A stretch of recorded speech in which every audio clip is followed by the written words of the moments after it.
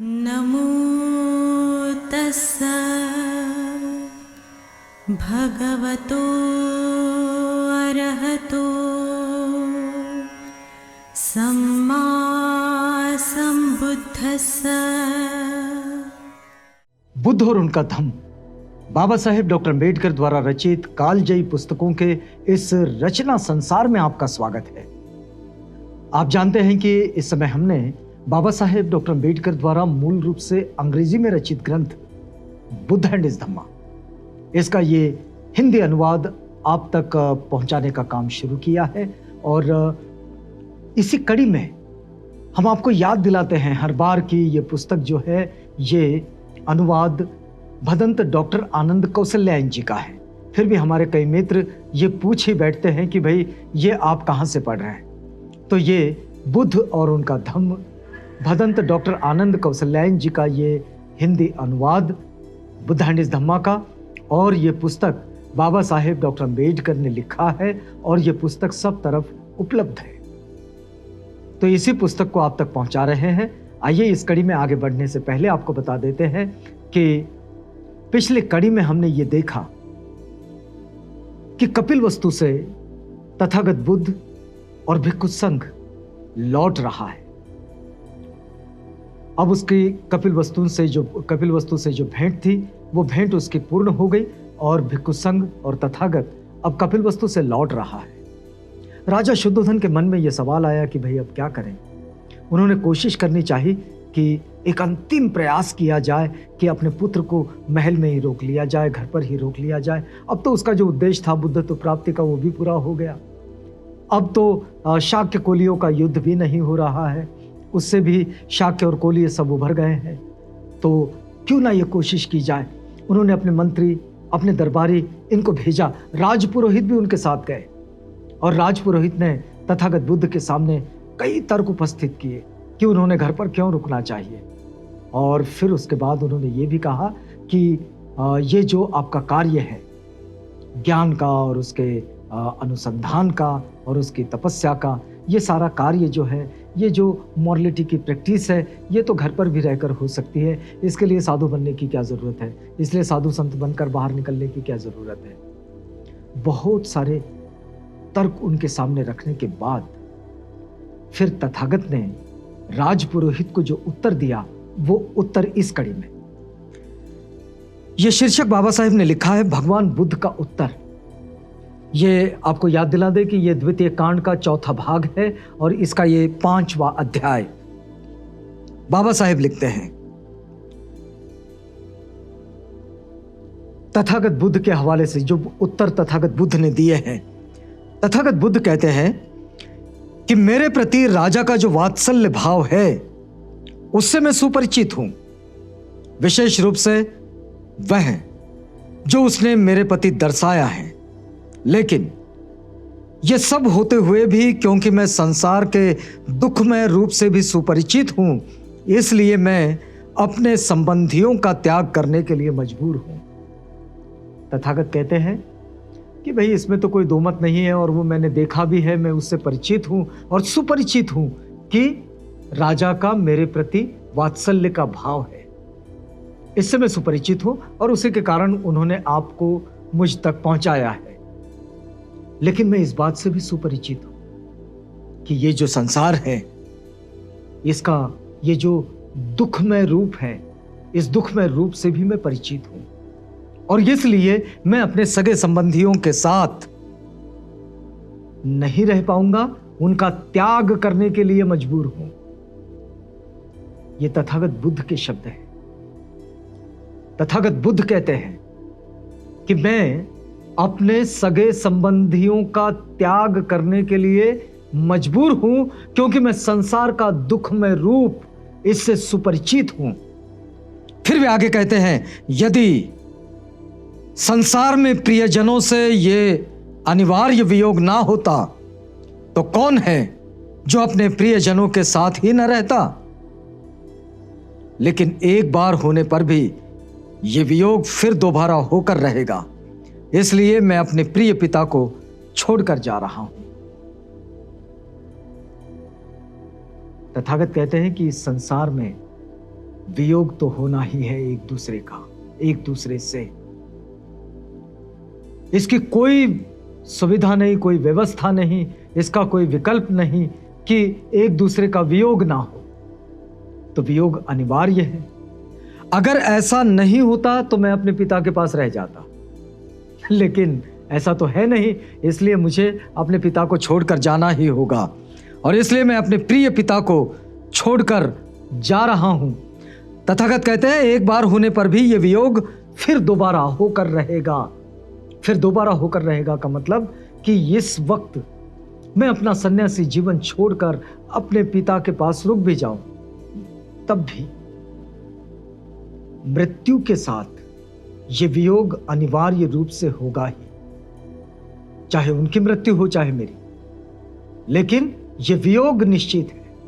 और इसलिए तथागत कहते हैं कि ये वियोग जब दोबारा होगा ही, तो फिर मैं अभी ही उन्हें वियोग का अभ्यास क्यों न करने दूं। और इसलिए मैं जरा जा रहा हूं। मैं अपने प्रिय पिता के साथ नहीं रह सकता, उन्हें छोड़कर जा रहा हूं। लेकिन मैं इसे ठीक नहीं समझता कि तुम ये सोचो कि मैं ही राजा के दुख का कारण हूं। तथागत स्पष्ट कर रहे हैं, उसका विश्लेषण कर रहे हैं। वे कहते हैं कि यह ठीक नहीं है। अगर तुम ये मानो कि मैं ही राजा के दुख का कारण हूं, तो तुम ठीक नहीं हो। ये सोचना ठीक नहीं है, ये गलत है। क्योंकि वो अपने इस स्वप्नवत समागम में भावी वियोग की चिंता करता है। तथागत कहते हैं कि वो यानी कि राजा इस स्वप्नवत समागम में, ये जो स्वप्नवत समागम है, ये जो स्वप्नवत मिलन है, इसमें भी वो भावी वियोग की चिंता करता है। मतलब बच्चे के मिलने के बाद भी उसको इस बात की चिंता है, अपने सगे संबंधियों के मिलने के बाद भी उसे इस बात की चिंता है कि ये मुझसे अलग होंगे। और इसलिए इस विषय में तुम्हारा मत निश्चित होना चाहिए। वियोग के नाना रूपों को देखकर तुम्हें यह समझ लेना चाहिए कि न कोई पुत्र और न कोई दूसरा संबंधी ही दुख का कारण है। सारा दुख अज्ञान जनित है। तथागत कहते हैं कि ये सारा का सारा दुख, ये कोई न माने कि ये किसी पुत्र के कारण, किसी संबंधियों के कारण, किसी मित्र के कारण, किसी आसपास रहने वाले लोगों के कारण किसी के जीवन में दुख उत्पन्न हो गया। इसे ये सोचना बंद कर दीजिए। ये जो सारा दुख है, ये दुख अज्ञान जनित है, यानी कि अज्ञान के कारण है। और ये जो अज्ञान के कारण दुख उत्पन्न हुआ है, इसको अज्ञान को हटाकर ही इसका हरण किया जा सकता है। और इसलिए तथागत कहते हैं, देखो जिस प्रकार जो राही सड़क पर इकट्ठे होते हैं, वे आगे चलकर पृथक होते ही है। मुसाफिर है, राहगीर है, रास्ते से चल रहे हैं, चलते चलते एक दूसरे से मिलते हैं। उनका अपना गंतव्य, उनका अपना अपना स्टेशन आने पर, उनके अपने अपने स्थान को आ जाने पर वे एक दूसरे से पृथक हो ही जाने, अलग हो ही जाने हैं, होते ही है।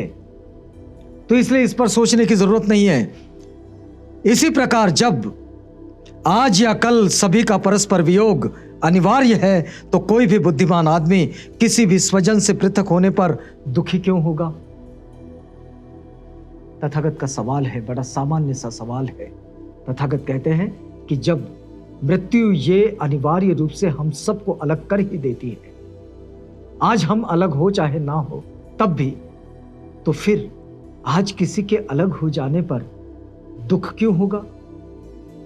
और जो बुद्धिमान है वो इसमें दुख क्यों करेगा? उसे दुखी होने की जरूरत क्या है? तथागत कहते हैं कोई भी बुद्धिमान आदमी किसी भी स्वजन के पृथक होने पर दुखी क्यों होगा? भले ही वह स्वजन उसका कितना ही प्रिय क्यों ना हो, ऐसा वो क्यों करेगा? ऐसा उसे करने की जरूरत नहीं है। तथागत का बड़ा सामान्य और स्पष्ट उत्तर है ये राजपुरोहित को ये शाक्यों का राजपुरोहित है। और तथागत को जब उन्होंने कहा कि आपने लौट चलना चाहिए, भाई आपके पिता आपके लिए बहुत रो रहे हैं, उनको लगता है कि आपने महल में ही रहना चाहिए, अब तो आपके जीवन के सारे उद्देश्य पूरे हो गए, अब आप महल में चलिए। तो इस पर तथागत समझा रहे हैं। देखिए तथागत कहते हैं, अपने संबंधियों को दूसरे लोक में छोड़कर आदमी यहां इसमें चला आता है और फिर इसमें उन्हें छोड़कर दूसरे में चला जाता है और वहां जाकर वहां से भी अन्यत्र चला जाता है। यही मानव मात्र का हाल है। एक मुक्त पुरुष इस सब के लिए दुखी क्यों हो? सबकी यात्रा है ये, और इस यात्रा में सब एक दूसरे से मिलते हैं, बिछड़ते हैं, फिर कभी मिलते हैं, फिर बिछड़ते हैं, और ये मिलना बिछड़ने का सिलसिला यूं ही चला जाता है, चलता रहता है। तो फिर ऐसी स्थिति में दुखी होने की जरूरत क्या है? फिर वे कहते हैं, जब मां के गर्भ से निकलते हो और मां के गर्भ से निकलते ही मृत्यु प्राणी का पीछा करने लग जाती है, तो तुमने अपने स्नेह में मेरे वन गमन को असमय क्यों कहा?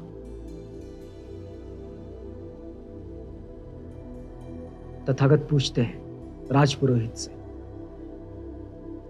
कि मां के गर्भ से निकलते ही मृत्यु प्राणी का पीछा करने लग जाती है, क्योंकि उसका यहां से सफर जो शुरू होता है वो तो मृत्यु तक का ही सफर है। जहां से जन्म हो गया, जन्म होने के बाद ये जो यात्रा है ये मृत्यु तक की यात्रा है। तथागत समझा रहे हैं कि जब ये मृत्यु तक की यात्रा में ये शामिल हो गया, जन्म के बाद मृत्यु इसके पीछे लग गया, तो फिर मेरा वन गमन, ये जो मैं वन की ओर चला गया, मैं जो घर से बेघर हो गया, तो इसे आपने असमय क्यों कहा? ये तो समय से ही है। फिर वे कहते हैं, किसी सांसारिक वस्तु को प्राप्त करने के लिए समय असमय हो सकता है। तथागत बड़े स्पष्ट है, क्लियर है, समझा रहे हैं राजपुरोहित को कि किसी सांसारिक वस्तु को प्राप्त करने के लिए समय असमय हो सकता है। समय हर चीज के साथ लगा ही है। समय संसार को नाना परिवर्तनों में से गुजारता है, लेकिन जब जीवन ही अस्थिर है, तो धम्म कार्य करने के लिए, धम्म करने के लिए कोई असमय नहीं होता है। इस कार्य में उसी वक्त जुट जाना होता है जब ये पता चले कि मेरी राह गलत थी, मैं अज्ञान में था, मैं समझ नहीं रहा था, यानी कि प्रज्ञा जाग जाए, बस वो ही समय। तो इसे कहते हैं, आपने बहुत पुरानी कहावत सुनी होगी, जब जागे तब सवेरा। ये ना सोचे कि इस वक्त समय क्या हुआ, इसकी कोई जरूरत नहीं। अगर जाग गए तो सवेरा हो गया मान लीजिए, और वहीं से अपने आप को बेहतर बनाने की प्रक्रिया में लग जाए। फिर तथागत कहते हैं कि राजा का तो यह संकल्प ठीक ही है, एक पिता के योग्य है, वो मुझे राज्य देना चाहे, लेकिन मेरे लिए यह ऐसे ही होगा जैसे कोई लोभी रोगी प्रतिकूल भोजन ग्रहण कर ले। राजा अपने बच्चे को अपना राजपाट देना चाहता है, यह राजा का सहज भाव है, लेकिन मेरे लिए उस राजपाट का स्वीकार करना यह बिल्कुल वैसे ही हो जाएगा जैसे कोई लोभी रोगी होता है ना, बीमारी में होता है लेकिन लालच बड़ा होता है। डॉक्टर साहब कहते हैं फलां चीज नहीं खाना, लेकिन वो चीज खाने के लिए मन ललचाता है। तो ये जो लोभी रोगी होता है, इस लोभी रोगी की तरह मैं हो जाऊंगा, और ऐसा मैं होना नहीं चाहता। फिर तथागत कहते हैं, किसी भी बुद्धिमान के लिए, कोई भी बुद्धिमान हो, किसी भी बुद्धिमान के लिए राज्य अधिकार, ये राज्य अधिकार कैसे उचित हो सकता है जहां चिंता है, राग द्वेष है, क्लांति है और दूसरों के प्रति अन्याय है। वो राज्य अधिकार जिसमें क्लांति है, जिसमें दूसरों के प्रति अन्याय है, जिसमें लोभ है, जिसमें चिंता है, ये मेरे लिए उचित कैसे हो सकता है?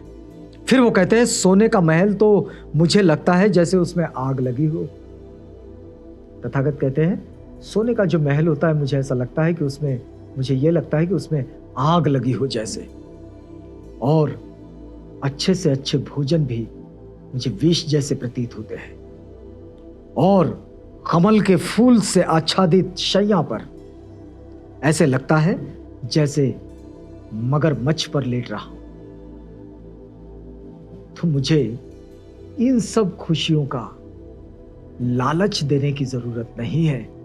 मैं समझ चुका हूं कि इस संसार का दुखमय रूप कैसा है, और इसलिए उस दुखमय रूप की ओर अब मैं नहीं लौटना चाहता। तथागत ने राजपुरोहित को यह उत्तर दिया। अब यहां यह बात रुकती है, अगला अध्याय शुरू होता है यहां से।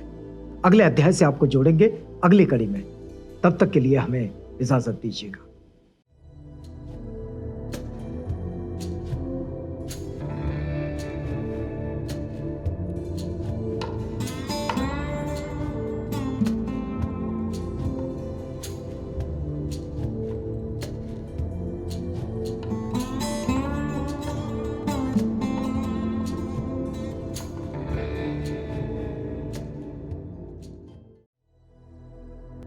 बुद्ध और उनका धम्म।